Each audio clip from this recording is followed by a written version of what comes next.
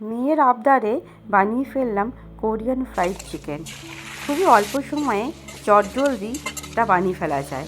প্রথমেই চিকেনগুলোকে ধুয়ে নিয়ে আদা রসুন পেস্ট, অরিগ্যানো, চিলি ফ্লেক্স, নুন আর গোলমরিচ গুঁড়ো দিয়ে মেখে কিছুক্ষণ রেখে দিয়েছিলাম। তারপরে একটা বাটিতে ময়দা, বেকিং পাউডার, বেকিং সোডা, একটু নুন মিশিয়ে রেখে দিয়েছিলাম। তারপরে চিকেনগুলোকে ওই ময়দাতে ভালো করে মাখিয়ে নিয়ে অল্প একটু তেলে দিয়ে ভালো করে ওটাকে ভেজে নিয়ে তুলে রেখে দিয়েছিলাম। ওদিকে ভাজা হচ্ছে দেখে পাশে একটা বাটিতে সসগুলো একে একে মিশিয়ে নেব।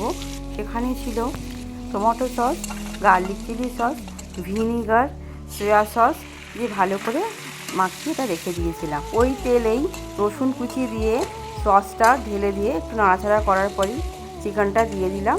দিয়ে নাড়িয়ে ছাড়িয়ে ভালো করে একটু কাঁচা মশলার গন্ধটা বেরিয়ে যাওয়ার পর তারপরে সামান্য একটু জল দিয়ে ঢেকে দিয়েছিলাম।